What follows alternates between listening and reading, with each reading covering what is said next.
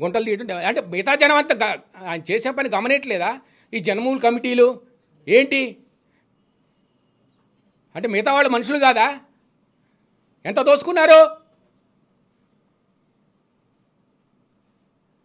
2014లో SC నియోజకవర్గంలో రాష్ట్ర వ్యాప్తంగా ఒక్క ఎస్సీ ఎమ్మెల్యేని పని చేయనిచ్చారా చెప్పనండి. నేను ఛాలెంజ్ చేస్తున్నాను. ఇక్కడ మా గుంటూరు జిల్లా చూడండి, పత్తిపాడు ఆయన పని చేయనిచ్చారా? ఇక్కడ తాటికొండ చూడండి, పని చేయనిచ్చారా? నేను 3 నియోజకవర్గం ఇన్ఛార్జ్కి పంపించాను నన్ను. ఒకటి గోపాలపురం, ఇంకొకటి ఏమన్నా మంత్రి జవహర్ గారిదమ్మా కొవ్వూరు. అక్కడ పని చేయనిచ్చారా? మీరు వెళ్ళి జవహర్ని గుండెల మీద చేసుకొని చెప్పమను. ఎంత ఎంత ఆయన పని చేయని చివరికి వెళ్ళగొట్టేలా చేశారు. ఎస్సీలకి ఇచ్చే విలువ ఇదా మీరు? మీరు ఎక్కడి నుంచి వచ్చారు? దిగొచ్చారా మీరేమన్నా? ఎంత అన్యాయం ఇది. పోనీ చివరిలో పార్టీ కార్యకర్తలు ఎంతమంది ఇబ్బంది పడుతున్నారు, వాళ్ళు చేసిన చిన్న చిన్న వర్కులు బిల్లు కూడా ఆపిపారేశారు. ఏం చేశారు? 2 లక్షల కోట్లు 3 లక్షల కోట్లు తీసుకున్నారు. ఏం చేశారు డబ్బులు? ఇప్పుడు 2-3 లక్షల కోట్లు ఆయన ఉన్నప్పుడు ఆ హయాంలో ఖర్చు పెట్టారు. ఏం చేశారు? మీరు ఒకటే గుర్తుపెట్టుకోండి. నేను ఇంత ఇంట్రడక్షన్ ఇవ్వక్కర్లేదు. మీరు 2000 కోవిడ్ టైంలో సంవత్సరంన్నర మనం అందరం ఇబ్బంది పడ్డాం. చిన్న చిన్న పని చేసుకునే వాళ్ళు, కార్పెంటర్లు కానీ ఎలక్ట్రీషియన్ కానీ వాళ్ళందరూ చాలా ఇబ్బంది పడ్డారు. ఒకే ఉన్నాళ్ళు ఏదో ఉన్నారు, వాళ్ళు రోజు గడవటమే వాళ్ళ కష్టంగా ఉంది. అలాంటప్పుడు జగన్మోహన్ రెడ్డి గారు సంక్షేమ పథకం కింద 1 సంవత్సరం బడ్జెట్ మొత్తం కేటాయించారు. మీరు రిజర్వ్ బ్యాంక్ ఆఫ్ ఇండియా వెబ్సైట్లోకి వెళ్ళి చూడండి. ఆ 2 సంవత్సరాలు ఆంధ్రప్రదేశ్ జీడిపి హైయెస్ట్. చేతిలో డబ్బులు ఉన్నాయి, బియ్యం, పప్పు, ఉప్పు, పిల్లలకి ఏమైనా కావాలన్నా కొనుక్కున్నారు. వేరే రాష్ట్రంలో చాలా ఇబ్బంది పడ్డారు.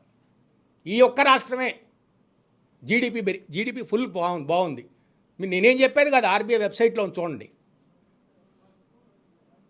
సంక్షేమం అంటారు. ఇప్పుడు ఎక్కడి నుంచి వస్తాయి డబ్బులు మీకు? ఇంకా సంక్షేమం ఇస్తా అన్నారు, ఎక్కడి నుంచి వస్తాయి డబ్బులు మీకు?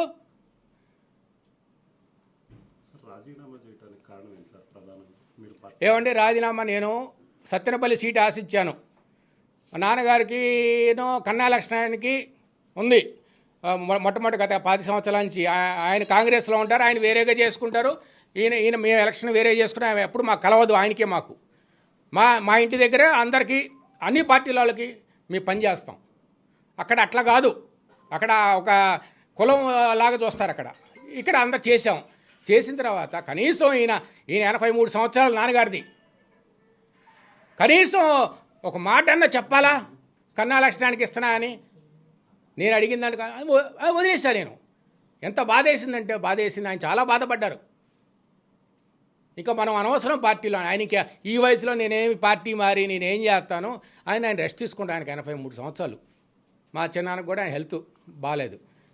వాళ్ళు రెస్ట్ తీసుకుంటున్నారు. సరే, నేను నా అభిప్రాయం చెప్పడం జరిగింది. మేము నీకు వెనక మళ్ళీ సపోర్ట్ చేస్తాను, మీరేం నాకు సపోర్ట్ చేయొద్దు. ఈ రోజు నుంచి నేను ఒంటరివాణ్ణి. నేను మా పిల్లలు, మా అమ్మాయిది పిల్లలు, తర్వాత నా ఫ్రెండ్సు, వెల్ విషర్సు నాకు వాళ్ళే, తర్వాత మీ మీడియా మిత్రులు. అంతకంటే నాకు ఏం లేదు. పార్టీ సంగతి అంటారా? జగన్మోహన్ రెడ్డి గారు అంటే ఆయన మంచి అభిమానం. ఆయన చేసే సంక్షేమాలు చాలా నెంబర్ 1గా ఉన్నాయి. అది చాలా నెంబర్ 1గా ఉన్నాయి. ప్రతి డైరెక్ట్గా వాళ్ళు చేరుతున్నాయి. వాళ్ళు కనుక పిలిస్తే నేను డెఫినెట్గా పోటీ చేస్తాను. లేకపోతే నా పని నా వ్యాపారాన్ని చూసుకుంటా ఈ రోజు నుంచి. ఓకే. ఏమండి, సార్ విషయం వచ్చేటప్పటికి ఆయన 84 ఇయర్స్, ఆయనకి హెల్త్ బాగోట్లేదు, ఎక్కడికి వెళ్ళట్లేదు. ఆయన పాపం మల్టిపుల్ ఇష్యూస్ ఉన్నాయి. ఆయన చాలా బాధపడుతున్నారు. ఇప్పుడు నాకంటే ఆయన ఎక్కువ బాధపడుతున్నారు అన్ని విషయాల్లో. నేను ఎక్కడికి వెళ్ళను, నాకు ఓపిక లేదు, నేను ఎక్కడికి వెళ్ళను. వెళ్తే ఒక్కొక్కసారి ఉంటే 4 రోజులు ఇక్కడే ఉంటారు, ఒకసారి హైదరాబాద్లో ఉంటారు, డాక్టర్ చెకప్, అంతవరకే.